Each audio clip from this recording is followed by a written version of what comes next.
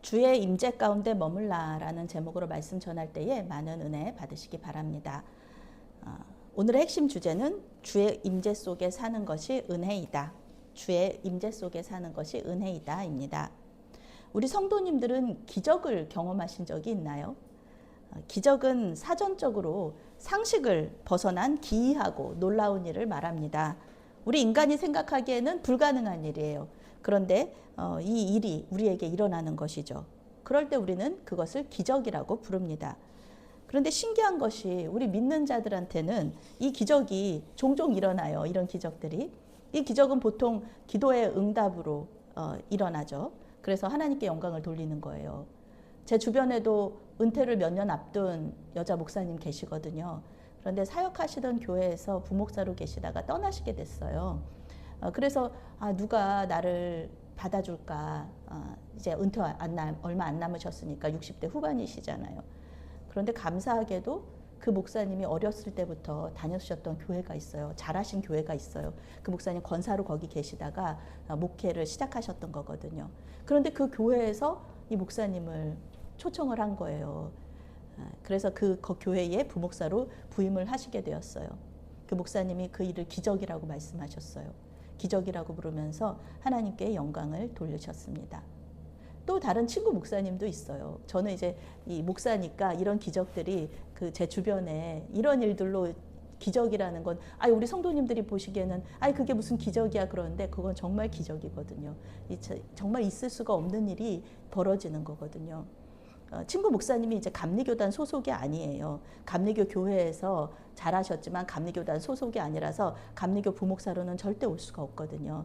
그런데 이 목사님이 자기가 어렸을 때부터 자랐던 감리교회가 있어요. 아주 번듯하고 큰 교회인데 그 교회의 부목사가 되고 싶었던 거예요. 그 교회에서 사역을 하고 싶었던 거예요. 오랫동안 기도를 했어요. 누구한테도 얘기하지 않고 주변 사람들한테 기도 제목만 나누면서.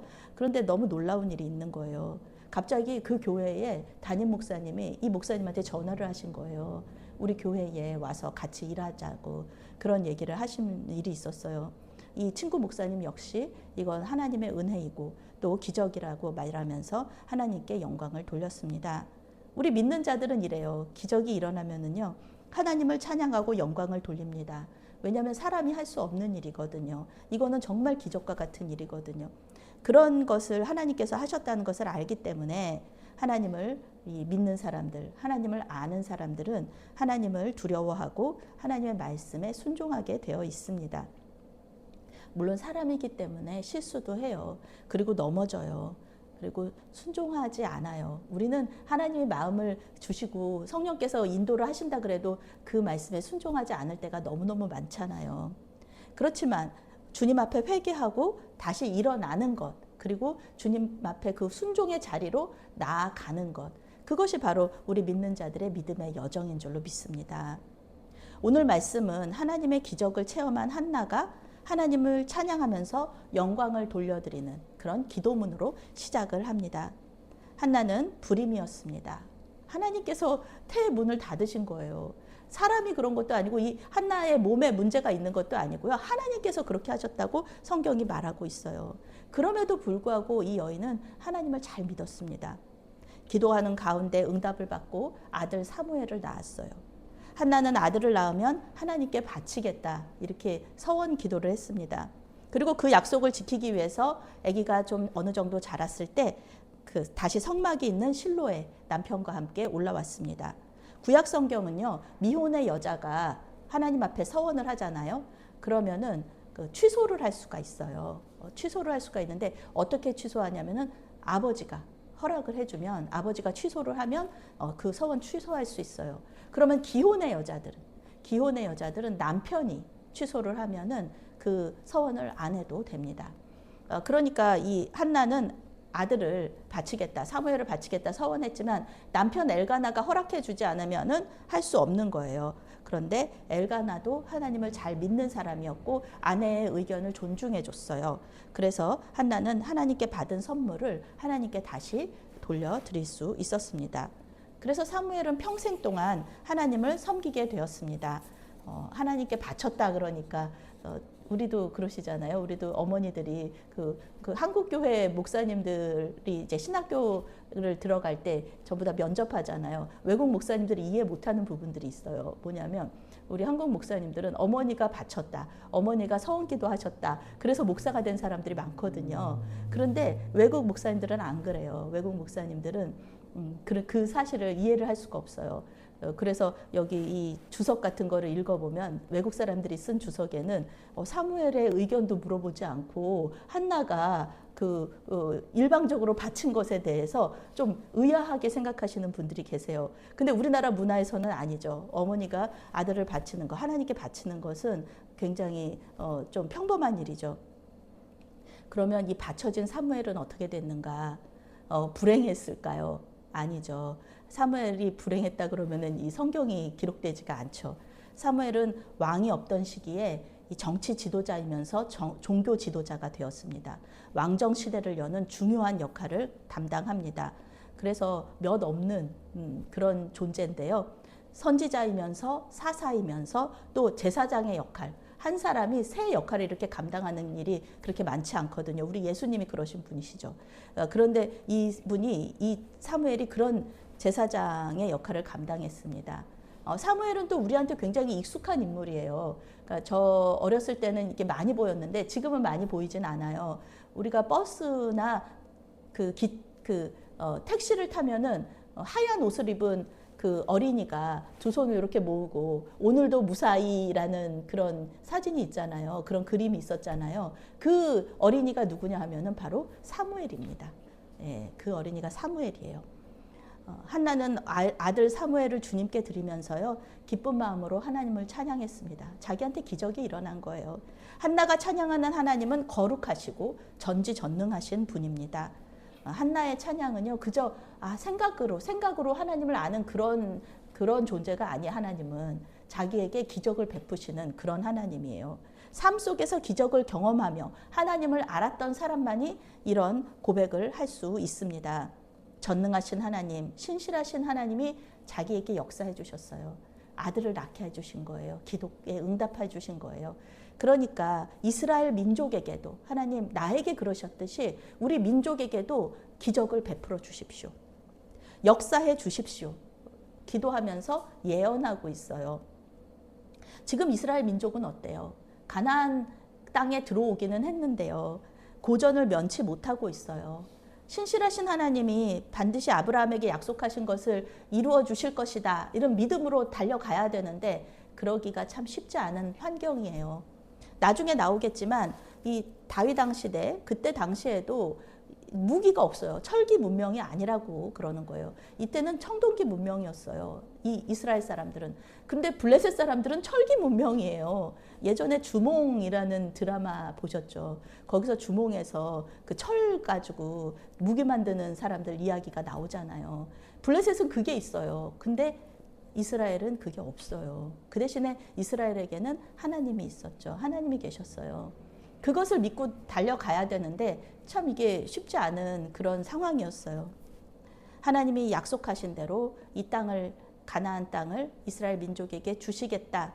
이것은 언제 이루어지냐면은 다윗 왕 때에 이루어져요. 그리고 이 다윗 왕에게 왕으로 기름을 부은 사람이 바로 사무엘 선지자입니다. 사무엘은 당시의 대제사장이었던 엘리 앞에서 여호와를 섬기게 됩니다. 율법은 25세부터 제사장으로 일할 수 있어요. 어린 사무엘이 어렸을 때부터 들어갔으니까 예배를 인도하고 짐승을 잡고 이런 거 못 하잖아요. 그냥 엘리 제사장 앞에서 심부름이나 하고 불 켜라 그러면 불이나 켜고 이런 일들을 했겠죠. 작은 심부름을 하면서 성막에서 자라게 됩니다.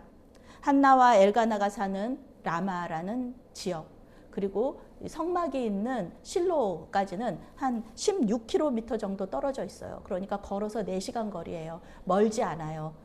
그래도 어린 아이가 엄마 아빠 떨어져 가지고 하나님 앞에서 또 성막에서 지내는 게 얼마나 힘들었겠습니까? 엘가나의 가족들은 매년 예배를 드리러 실로로 왔는데요. 그때마다 한나는 겉옷을, 작은 겉옷을 만들어서 사무엘에게 입힌 거예요. 그런데 이 겉옷은 어떤 옷이냐 하면은 제사장들이 입는 세마포 겉옷이에요. 그것을 엄마가 아기를 위해서 매년, 아기는 계속 자라니까 그 겉옷을 맨날 입혀가지고 하나님을 섬기게 했던 거예요. 그 옷을 입을 때마다 이 사무엘이 엄마를 생각했겠죠. 성경은 이 작은 어린이가 하는 일을 하나님을 섬기는 일이라고 그렇게 말하고 있어요. 하나님을 섬기는 일, 대단한 그 엘리 제사장이나 다른 제사장들이 하는 일에 비하면 어린 아이가 섬기는 것이 뭐 그렇게 큰 일이었겠습니까? 그런데 성경은요, 그것을 하나님께서 기뻐하시는 것처럼 하나님을 섬겼다라고 이야기하고 있어요. 그래서 우리가 예배당에서 주님께 드리는 모든 섬김 있잖아요. 오늘 우리 권사님 성경 봉독해 주셨는데요. 이거 그리고 헌금 이렇게 올려드리는 거, 교회에서 뭐 하나 정리하고 이러는 거, 설거지하고 이러는 거 정말 아무것도 아니라고 생각하실 수 있지만 그것이 아니다. 하나님께서는 네가 나를 섬기고 있구나 이렇게 얘기하고 계시다는 거예요. 주님께 드리는 모든 섬김을 크든지 작든지 하나님은 귀하게 보신다는 것을 믿으시기를 바랍니다. 엘리 제사장은 귀한 아들을 하나님께 바친 엘가나와 한나에게 다른 자녀들이 많아지기를 기도했습니다. 성경은 여호와께서 한나를 돌보시사 세 아들과 두 딸을 낳게 하셨다 이렇게 말하고 있어요. 돌본다는 단어는 원어적으로 하나님께서 어떤 사람의 삶에 큰 변화를 일으키셨다는 의미를 가지고 있습니다. 돌본다가 그냥 단순히 얘를 잘 자랄 수 있도록 돌본다 그런 게 아니라 그의 삶에 큰 변화, 작은 변화도 아니고 큰 변화가 일어날 수 있도록 하나님께서 그 일을 하셨다, 역사하셨다는 뜻을 가지고 있어요. 그럼 한나의 삶에서 가장 큰 변화는 뭐냐? 아이들이 많아진 거예요. 아기 못 낳는 사람이었잖아요. 불임이었잖아요. 하나님께서 태를 닫은 사람이었잖아요. 그런데 이 여인이 하나님께 기도했을 때 사무엘을 낳았고요. 그리고 엘리 제사장이 또 하나님께 축복하면서 기도했을 때 아이들이 계속 태어나는 거예요. 한나의 삶에서는 아이들이 태어나는 변화를 일으키신 하나님께서 우리에게 또 우리의 삶에도 어떤 큰 변화가 일어나도록 역사하고 계신다는 것을 믿으시기 바랍니다. 왜냐하면은 한나를 돌보신 하나님은 믿음으로 아브라함의 후손이 된 우리 역시 돌보고 계시기 때문에 그래요. 약 3000년 전에 있었던 한나의 이야기가 지금도 우리에게 의미가 있는 이유는요. 이렇게 우리의 삶에 기적이 일어나게 하시는 분이 하나님이시라는 것 때문입니다. 하나님께서 우리와 함께 하시며 돌보신다는 것을 성경이 우리에게 얘기해 주고 있어요. 사무엘상 2장은 오늘 말씀이죠. 오늘 다 읽지는 않았지만 두 가정의 이야기를 우리에게 들려주거든요. 한 가정은 하나님 잘 믿는 이 한나와 엘가나의 가정입니다.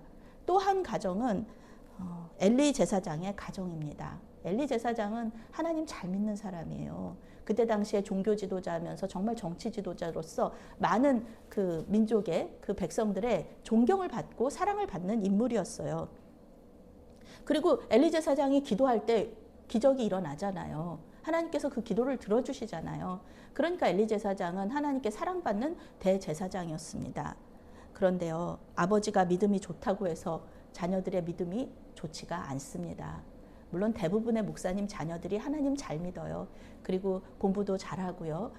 다른 사람들의 모범이 돼요.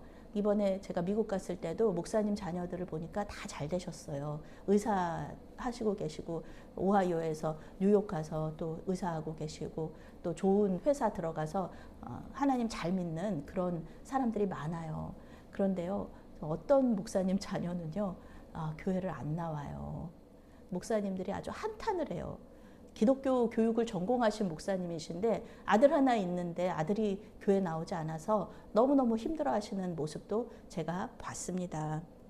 엘리 제사장 가문은요, 하나님께 제사장으로 선택받은 아론의 후손입니다. 야곱의 12아들들 중에 한 명인 레위 지파 자손들은 굉장히 많죠. 그 자손들이 또 이렇게 가족들마다 또 다 많아요.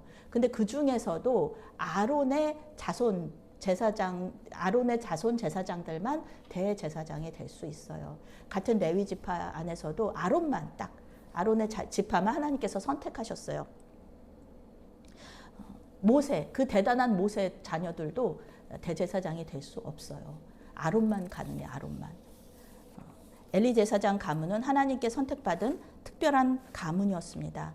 그런데 성경은 이 엘리 제사장의 아들들이 행실이 나쁘고 여호와를 알지 못했다 이렇게 말하고 있습니다. 영어 성경은 하나님을 알지 못했다는 문장을 하나님께 순종하는 것을 거절했다 이렇게 번역하고 있어요.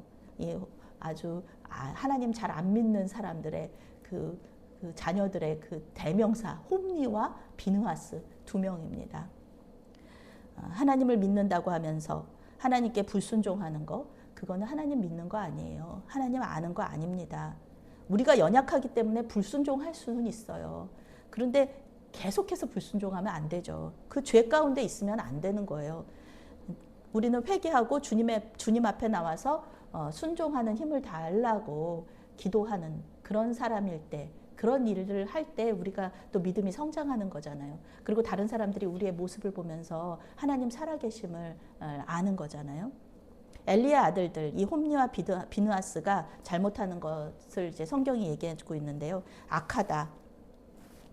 이스라엘 백성들이 하나님께 예배하고 고기를 삶을 때 이 홈니와 비느하스의 종들이 그 갈고리를 가지고 와요. 그래가지고 하나님께 원래 드려지고 남은 거는 이렇게 자기들끼리 나눠 먹는데 원래 제사장들에게 허락된 고기가 소나 양의 가슴과 뒷다리 또 암 널쩍다리 두 볼과 위입니다. 그래서 요것만 먹을 수 있어요. 나머지는 그 예배드린 제사 드린 사람들이 가져가서 또 먹죠. 그런데 이 두 아들들은 그냥 무조건 이 창으로 갈고리로 건져낸 거는 자기가 무조건 먹는 거예요. 그게 뭐 맛있고 맛없고 뭐 그런 거가 아니라 이게 하나님께서 이렇게 딱 한계를 정해 주셨는데 그거를 지키지 않는 거죠. 아무거나 고리에 걸리는 대로 가져가서 먹습니다. 특히 레위기 3장에 따르면은 모든 기름은 하나님의 것입니다. 기름을 먹으면 안 돼요. 제사장들이나 사람들은. 그런데 이 아들들은요. 이 홈니와 비느하스는 이 사람이 먹을 수 없는 이 기름이라는 것은 그 고기의 가장 좋은 부분이고요. 그 가장 좋은 부분은 원래 하나님께 드리기로 되어 있거든요. 그런데 이것을 갖다가 먹는 거예요. 이것을 사람이 먹을 수 없는 재물의 가장 좋은 부분을 가로채서 자기들이 먹어요. 심지어 예배자가 이렇게 말하는 거예요. 이게 주객이 전도됐어요. 예배자가 그 제사장들한테 얘기하는 거예요. 아유, 제사장님들, 이거 제가 드릴게요. 드리는데 하나님께 먼저 바치고 그 다음에 드릴게요. 이거 완전 주객이 전도된 거잖아요. 그런데도 예배자가 그렇게 얘기를 하는데도 그러면은 내가 억지로 빼앗겠다 그러면서 억지로 빼앗아 가는 거예요. 이 홈니와 비느하스가 그렇게 악했습니다. 성경은 이들이 여호와의 제사를 멸시했다 이렇게 말하는데요. 원어적인 의미는요. 예배자들이 이렇게 하니까 예배 드리기를 싫어하는 거예요. 그렇지 않겠습니까? 지금은 현대적으로 말을 해보면은 우리 성도님들이 뭐 헌물하고 헌금하고 이러는 것들을 그냥 무조건 목사가 마음대로 갖다가 쓰는 거예요. 그냥 하나님께 드려지지도 않고 여기 하나님께 이렇게 올려줘야 되잖아요. 근데 올려지지도 않았는데 이 헌금이 이렇게 단상에 올려져야 되잖아요. 근데 올려지지도 않았는데 그냥 뭐 목사가 그냥 가져가 가지고 사용해 버리는 거예요. 그러면은 어느 누가 헌금하고 싶고 또 어느 누가 헌물을 하고 싶겠습니까? 그래서 이 예배자들이 예배 드리기를 싫어하게 만들었다는 겁니다. 목회자를 포함한 교회 지도자들이 이 말씀을 깊이 묵상해야 돼요. 이 마태, 마가, 누가복음서는요 모두 같은 예수님의 말씀을 기록하고 있는데요. 예수님께서 뭐라고 얘기하셨냐 하면은 또 누구든지 나를 믿는 이 소자 중 하나를 실족하게 하면 차라리 연자 맷돌을 그 목에 달고 바다에 던져지는 것이 나으니라 이렇게 말씀하고 계세요. 그러니까 실족하게 한다는 것은 죄짓게 만든다는 거거든요. 예수님은 예수님을 믿는 사람들을 죄짓게 하느니 차라리 바다에 빠져 죽어라. 이렇게 그런 것이 낫다. 이렇게 말씀하시는 거예요. 예수님의 말씀을 오해하시면 안 됩니다. 빠져 죽으라는 말씀이 아니에요. 그 정도로 큰 죄라는 뜻입니다. 이들의 악한 행위는 하나님의 제사를 멸시하고 예배자들을 하나님으로부터 떠나게 하고 예배드리지 못하게 하는 그런 죄를 짓게 했다는 거예요. 거기다가 또 다른 죄를 더하죠. 죄에 죄를 더하는 거예요. 어떤 죄냐 하면은 성막에서 일하는 여자들과 동침하는 겁니다. 어떤 학자들은 이들이 예배하러 온 이 여인들을 강제로 동침했다. 이렇게 해석을 하기도 해요. 충분히 그렇게 해석을 할 수가 있죠. 이스라엘 백성들이 예배하지 않는 죄를 짓게 만들었다는 점에서도 이 해석이 이해할 수 있습니다. 이 해석을 이해할 수 있어요. 문제는 엘리 제사장이 이 모든 사실을 알고 있었다는 거예요. 그러면 아버지이기 전에 이 제사장들의 수장이잖아요. 어떤 조치를 취해야 됩니다. 신명기 법에 따르면은 아버지의 말을 듣지 않는 자식은 백성들 앞에서 재판해요. 그리고 이 마을 사람들 전체가 돌을 던져서 그 자식을 죽이는 그런 법을 따르게 되어 있어요. 우리 교회가 속해 있는 감리교에서는 감리교 목회자가 이와 같은 큰 죄를 저지른다면은 당연히 목사직분 박탈이에요. 그리고 출교라는 가장 큰 징계를 받게 됩니다. 그런데 엘리 제사장은 그저 말로 타이르는 거예요. 그러지 말아라, 그러지 말아라. 말로 해서 들을 사람이었다면 그런 악한 죄를 짓지 않았을 것입니다. 엘리 제사장은 멈추게 했어야 돼요. 자기 자식들을 위해서라도 백성들을 위해서뿐만 아니라 자기 자식들이 더 이상 죄짓게 만들지 말아야죠. 그 멈추게 했어야 돼요. 그런데도 계속 제사장으로 일하게 했습니다.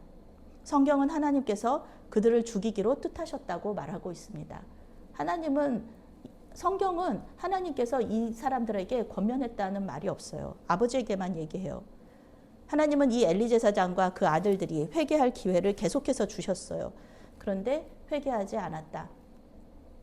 회개하지 않는 사람들은 하나님의 심판을 받을 수밖에 없습니다. 결국 이름 없는 하나님의 선지자가 찾아와요. 그래서 엘리에게 찾아와서 하나님의 심판을 예언합니다. 하나님은 엘리 제사장이 아들들을 그대로 둔 것에 대해서 엘리 제사장이 아들들을 하나님보다 더 중히 여겼다. 이렇게 이해하십니다. 원어적인 의미로는 존경과 사랑을 누구한테 줬냐 하면은 하나님께 드린 게 아니라 자기 자식들한테 주었다라는 뜻이에요.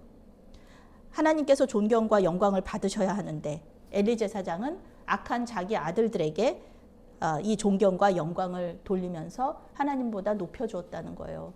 말도 안 되는 거죠. 하나님보다 이 아들들을 더 사랑해가지고 아들들의 그 악함에도 불구하고 높였다. 아들들을 높였다. 우리 부모님들이 이런 일들을 할 수 있어요. 자녀들을 너무 사랑하니까. 그런데 그것은 자녀들을 위한 게 절대로 아니라는 거. 그러면은 자녀도 망하고 나도 망하게 된다는 것을 오늘 성경이 말하고 있어요. 멈추게 하면 됩니다. 멈추게 하셔야 돼요. 하나님을 생각하고 백성들을 생각했다면은 아들들을 징계했어야 됐고요. 그랬다면 엘리 제사장의 집안이 하나님의 심판을 받아 망하지 않았을 것입니다. 엘리 제사장 가문은 이제 더 이상 제사장 가문이 되지 못해요. 하나님을 섬길 수 없게 되고요. 홈리와 비느하스는 한날 한시에 죽게 됩니다. 하나님이 이 제사장의 직분을 누구보다도 중요하게 생각하셨기 때문에 그래요. 이제 이 직분은 대제사장의 직분은 다른 가문으로 레위 지파에도 많은 가문들이 있으니까 다른 가문으로 넘어가게 될 것인데요. 이 예언은 솔로몬 시대에 이루어집니다. 올해 우리 교회의 표어는 부흥을 준비하는 기본에 충실한 교회입니다. 제가 미국 교회를 2달 동안 체험하면서 예배와 말씀과 기도, 전도 등 가장 기본적인 영성 훈련을 하지 않는 교회는 소망이 없다라는 것을 경험했습니다. 구제만 가지고는 안 돼요. 구제만 가지고는 안 됩니다. 물론 구제와 환대가 미국 교회의 아름다움이기는 하지만 그것만 가지고는 안 되는 거예요. 기본에 충실할 때, 우리 각 사람의 영성이 건강해질 때 우리 교회만이 아니라 우리 각 사람만이 아니라 한국 교회가 건강해질 수 있다는 것을 믿으시기 바랍니다. 미국 가기 전에 기도하면서 부흥에 대한 소망이 있었고 돌아와서 기도할 때도 부흥을 준비하라는 마음이 있어서 올해 우리 교회의 표어는 부흥을 준비하는 기본에 충실한 교회입니다. 기본에 충실한 교회가 되기 위해서 사도행전 6장 4절 말씀대로 기도하는 일과 말씀 사역에 전념할 필요가 있습니다. 그래서 올해 성경 일독하려고 작정하고 있고요. 매일 예배 우리 하늘 양식 드린 것으로 하시면 되고요. 또 매일 기도. 하늘 양식 하시면은 매일 기도하게 되어 있습니다. 또 매일 전도를 실천하고자 합니다. 사순절 동안 성경 일독하고 하늘 양식으로 매일 예배하고 기도하는 것이죠. 그리고 매일 전도. 매일 전도 어떻게 매일 전도해? 그런데 오늘 성경 보면은 우리가 매일 전도할 수 있다는 거예요. 오늘 말씀을 깊이 묵상하시면은요, 전도가 단순히 예수님 믿으세요, 우리 교회 나오세요, 이것만이 아니다라는 것을 우리가 알 수가 있어요. 엘리의 아들들인 홈니와 비드하스가 어땠어요? 삶으로 이스라엘 백성들이 예배드리지 못하게 하고 범죄하게 했어요. 하나님과 멀어지게 만들었어요. 그러니 그 반대의 상황도 가능하다. 우리가 선한 삶을 살면서 그리스도의 향기를 바랄 때 우리를 통해서 사람들이 예수님께로 나올 수 있다는 겁니다. 메아리 교회 성도 수가 늘어나는 거 물론 좋아요. 그렇지만 우리의 삶을 통해서 많은 사람들이 주님을 알게 되고 주님을 믿게 된다면 얼마나 기쁘고 좋은 일이겠습니까? 매일의 삶 속에서 만나는 사람들을 친절하게 대하고 또 우리가 할 수 있는 대로 예수의 사랑을 전한다면은 그들은 우리를 통해 예수님을 볼 수 있을 것입니다. 이것이 이제 미국 교회가 잘하는 것이죠. 구제하고 환대하고 이런 일들, 이거 필요한 일들이에요. 예수님께서 너희가 사랑할 때 너희가 내 제자인 줄 알 것이다 말씀하셨습니다. 우리가 하나님의 형상대로 지음을 받았기 때문에요. 하나님의 일을 할 때 우리 역시 하나님을 더 알 수 있어요. 성경은 하나님이 보내신 일을 믿는 것이 하나님의 일이라고 말하고 있습니다. 그러니까 하나님의 일은요, 예수님 잘 믿는 거예요. 예수님 잘 믿는 게 하나님의 일입니다. 올 한 해 예수님 잘 믿으시기 바랍니다. 그렇게 하기 위해서 우리가 예배하고 성경 읽고 기도하고 전도하는 것입니다. 여러분 각 사람이 든든하게 여러분의 영성이 건강해지는 게 이것이 하나님 나라를 건강하게 하고 하나님의 교회를 또 든든하게 세워가는 것이라는 것을 믿으시기를 바랍니다.